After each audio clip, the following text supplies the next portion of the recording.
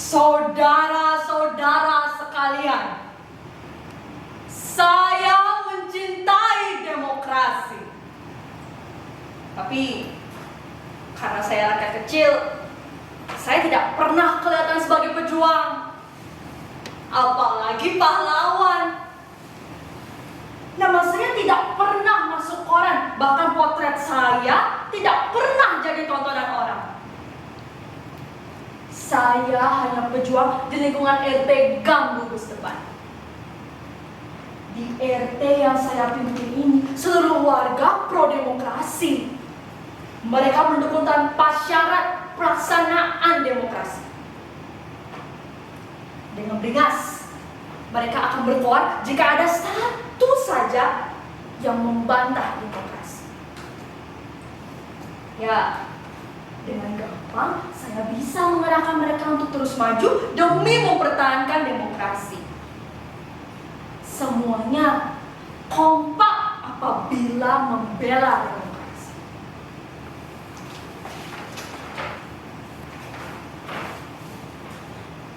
Demokrasi! Demokrasi! Demokrasi! Demokrasi! Demokrasi! Demokrasi! Benar kan? Tapi salahnya cuma satu. Tidak ada satupun yang benar-benar mengerti apa itu demokrasi.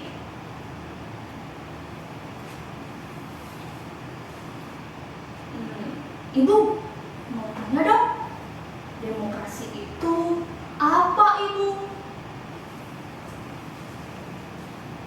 Loh, Cahayu, pokoknya mah demokrasi itu bagus, Dok. Sesuatu yang layak diperjuangkan sampai titik darah penghabisan. Sesuatu yang memerlukan pengorbanan yang sangat besar, loh, Cahayu. Dan juga sesuatu yang mampu menyukseskan pembangunan demi menuju masyarakat yang adil dan makmur. Ya, kata mereka sih gitu. Saya sendiri tidak bisa mengartikan apa itu demokrasi karena saya tidak terlahir sebagai juru penerang. Saya hanya khawatir jika batasan-batasan saya tentang demokrasi nanti disalahgunakan. Atau apa mungkin karena saya benar-benar tidak tahu apa itu demokrasi. Pernah pada suatu kali ada seorang petugas yang datang ke RT kami. Bahwa dia datang dari kelurahan. Pasarnya akan diadakan pelebaran jalan, sehingga masing-masing rumah akan diambil 2 meter demi pembangunan bersama. Petugas itu mengimbau agar kami sama juga seperti warga yang lain untuk merelakan kehilangan tersebut demi pembangunan kita bersama. Jadi begini atuh bapak-bapak, ibu-ibu teh sekalian, demi kesejahteraan bersama, walaupun sumbangan ibu-ibu dan bapak-bapak sekalian teh hanya 2 meter, itu sudah sangat menguntungkan demi pengembangan dan juga masa depan kita bersama atuh. Atas nama kemanusiaan, saya harap bapak-bapak dan ibu-ibu sekalian teh bisa mengerti ya. Warga kami tercengang. Pak, hanya 2 meter. 2 meter loh, Pak. Kok bisa seenaknya saja mengambil 2 meter, Pak, demi pembangunan? Pembangunan siapa ini, Pak? Bagaimana kalau rumah kami hanya 6 meter kali 4, lalu diambil 2 meter kali 6? Rumah kami hanya tinggal gang saja, Pak. Tidak mungkin itu, Pak. Tidak mungkin. Bagaimana bisa kita hidup dalam gang dengan rata-rata 5 orang anak, Pak? Kami tolak. Tidak mungkin itu, Pak. Tapi teh, bapak-bapak dan ibu-ibu sekalian, ini teh sudah merupakan keputusan bersama atuh.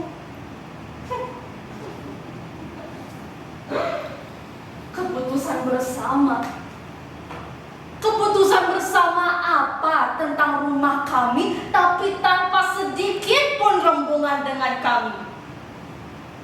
Sudah seperti raja saja.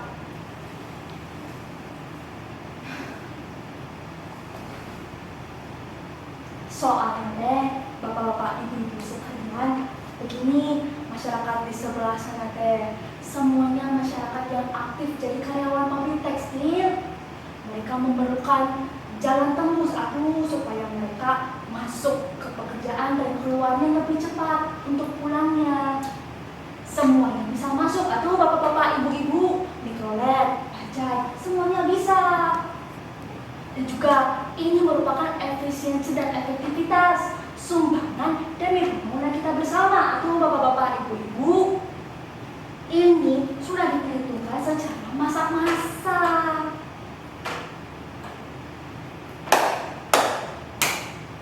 Diperhitungkan secara masak-masak. Dari mana? Kami tidak pernah ditanya, ini tanah kami. Tiba-tiba seluruh warga dari kanan dan kiri kami datang.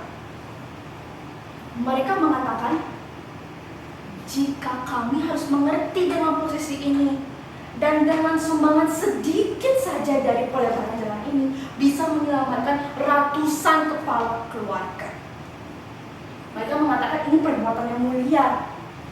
Setelah menghimbau dan mengingatkan, mereka juga mengisyaratkan kita semua, jika kita menolak, maka kita dicap sebagai pengacau. Kalau saudara-saudara berbuat yang tidak menghalangi sampai proyek pelebaran jalan ini tidak dilaksanakan, maka sesuatu yang buruk akan terjadi. Berbuat yang tidak apa? Kami terjepit di antara kepentingan orang banyak. Kami belum sempat mengadakan rapat perundingan, tidak ada. Tapi pelebaran jalan sudah saja dilaksanakan. Tiba-tiba, tanpa izin sekalipun, sebuah bulldozer datang dan menggaruk 2 meter wilayah kami. Warga kami panik. Pak, jangan Pak. Pak, jangan. Ini tanah kami, Pak. Jangan diapa-apakan, Pak. Ini tanah sejak nenek moyang kami sudah di sini. Kami hanya punya tanah ini, Pak. Pak, jangan, Pak. Jangan, Pak. Tolong hentikan mesin itu, tolong. Jangan, Pak. Kalau tanah kami diambil, rumah kami ingin tinggal kandang ayam. Anak-anak kami mau tinggal di mana, Pak? Jangan. Jangan, Pak.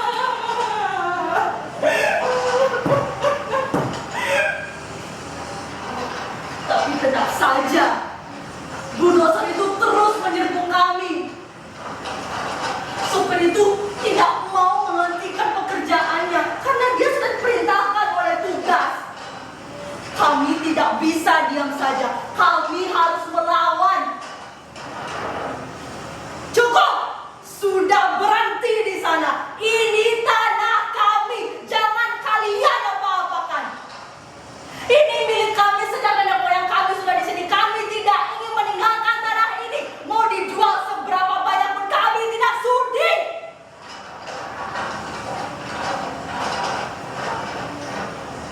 Saya tidak bisa menghentikan warga saya yang keluar dari rumah kemudian berjejer di depan bulldozer. Anak perempuan kami pasangkan paling depan, kemudian orang tua, lalu saya dan bapak-bapaknya.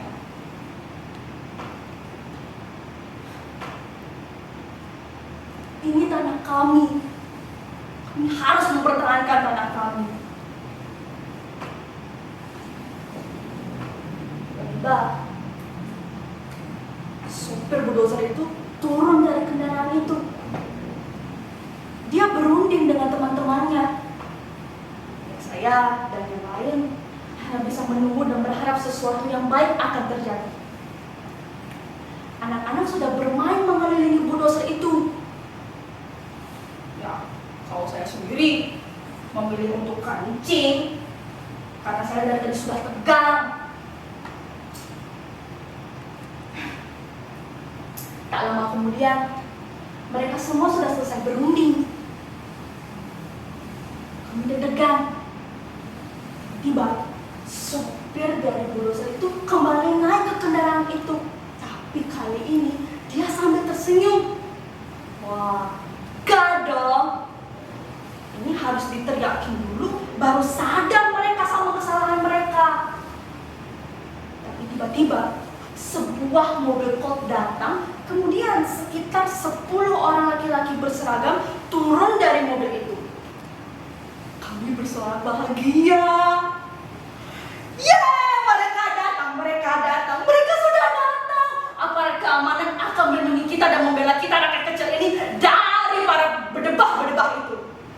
Mereka sudah datang. Tapi berbagaimana dengan itu? Bulldozer itu tetap menyerbu kami dan mengambil wilayah kami.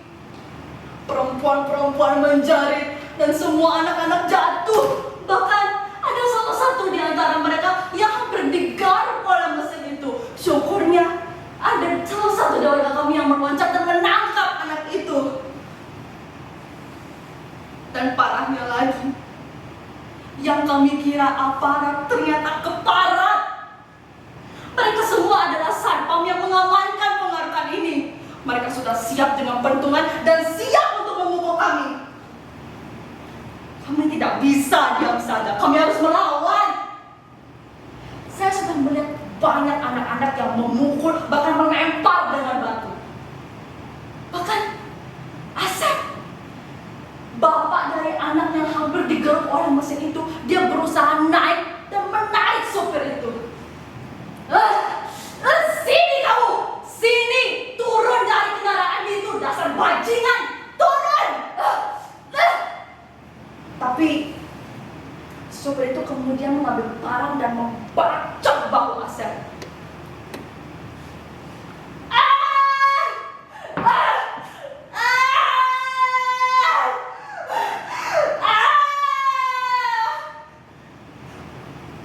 Asep berlumuran darah. Kami tidak bisa melawan lagi. Sebuah truk datang dengan banyak pria berbadan kekar dan bersenjata tajam. Kami terpaksa harus mundur. Saya dan warga yang lainnya segera membawa Asep ke rumah sakit. Untungnya saja masih sempat.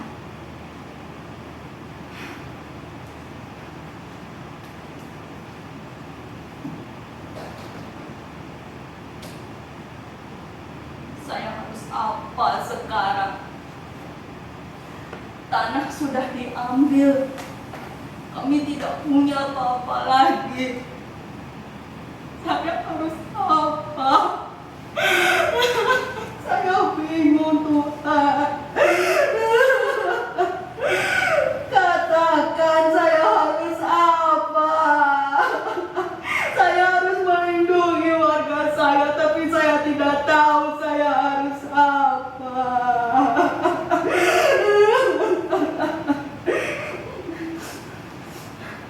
Oh, iya, benar.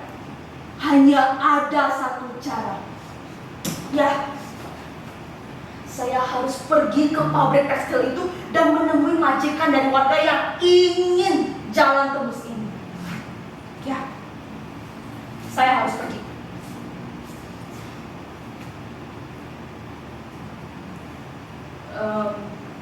Permisi Bapak, saya mau nyari Pak Direktur.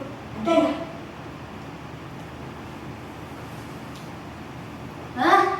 Oh, Pak Direktur lagi nggak ada tuh Pak. Lagi pergi keluar kota. Lain kali saja ya.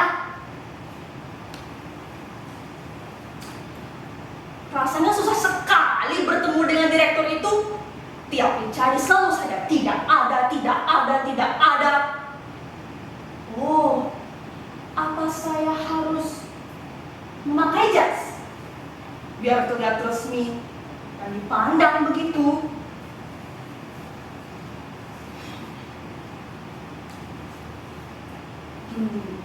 Permisi Pak, saya dari kelurahan, mau nyari Bapak direkturnya, ada? Oh, kamu teh dari kelurahan? Ada tuh Pak, Bapak direkturnya lagi di dalam. Masuk aja tuh. Oh, di dalam ya. Makasih Pak. Punten Bapak. Ya, akhirnya saya berhasil masuk. Direktur melihat saya dan dia tahu bahwa saya bukan orang asli dari kelurahan, tapi saya adalah korban penggusuran.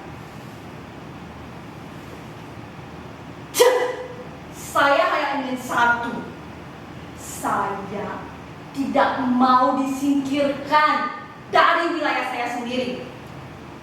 Itu saja, jangan apa-apakan tanah kami. Dia melihat saya sambil terheran, bahkan tersenyum dan menjabat tangan saya. Kemudian dia memanggil sekretarisnya dan berbisik-bisik.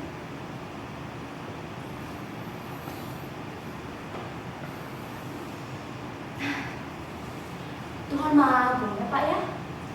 Tapi mohon maaf Pak, saya tidak bisa membantu Bapak. Secara tindakan pribadi yang tidak mengatasnamakan perusahaan bukan tanggung jawab kami. Bisa saja karyawan kami yang meminta pelebaran jalan itu ingin menyelamatkan uang transportasinya. Jadi itu sebenarnya bukan tanggung jawab dari kami. Saya mohon maaf ya Pak. Tolong sampaikan mohon maaf saya sebesar-besarnya kepada warga Bapak.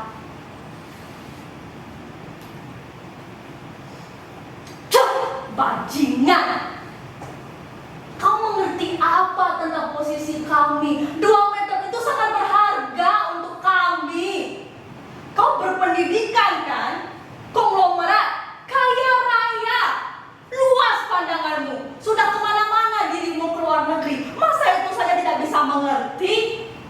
Demi menyelamatkan uang receh saja harus menyembelih kondisi rakyat seperti ini? Tidak. Saya tidak akan pergi sampai saya mendapatkan keputusan yang bisa menguntungkan rakyat kecil seperti kami. Dia hanya bisa diam dan tersenyum. Saya tidak bermaksud untuk bertamu atau beramah-tamah, tapi saya disuguhkan makanan dan minuman.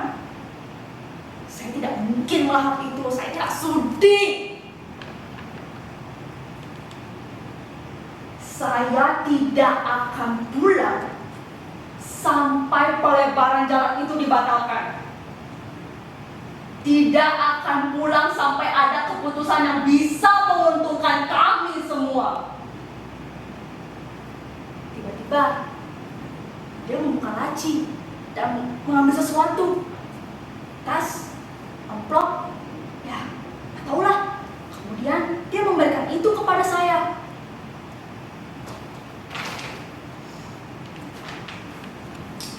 Ini Pak, ambil aja buat Bapak.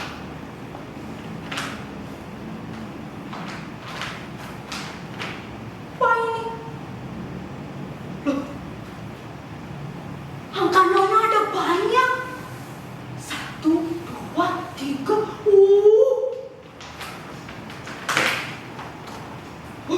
Uang loh. 250 juta. Ya Tuhan, saya tidak pernah melihat uang sebanyak ini. Mau kerja 250 kali pun saya tidak akan bisa mendapat uang sebanyak ini seumur hidup saya. Banyak sekali uangnya. Saya bisa membeli apa saja. Tanah, rumah, kendaraan, kredit motor, pekerjaan baru. Kaya aku. Banyak banget uangnya. Iya Pak, itu untuk Bapak.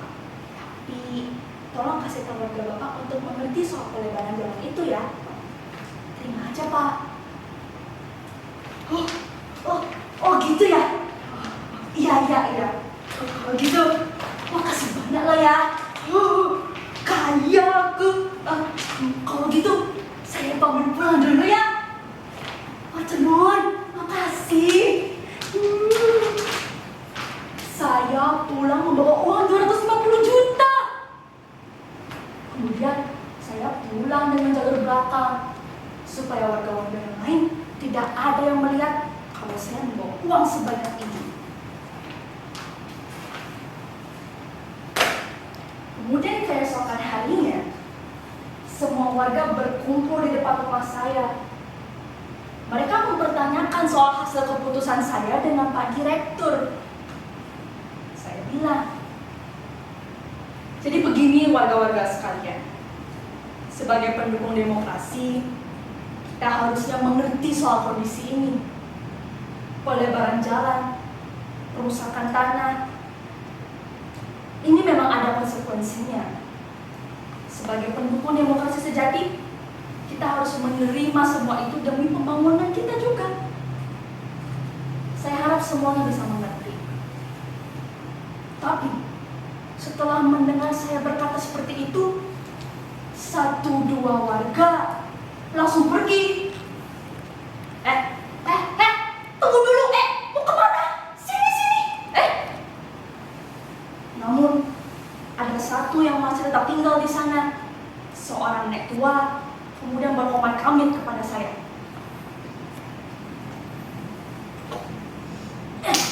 Aduh.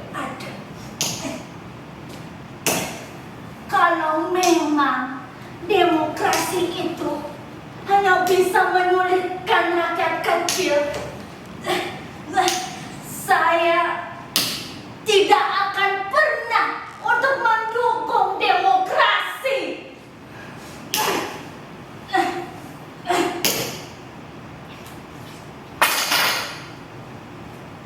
Sejak kejadian hari itu, seluruh warga tidak ada satupun yang mendukung demokrasi.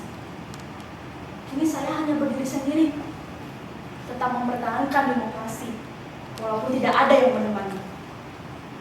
Hingga habis, kalau bukan saya, siapa lagi?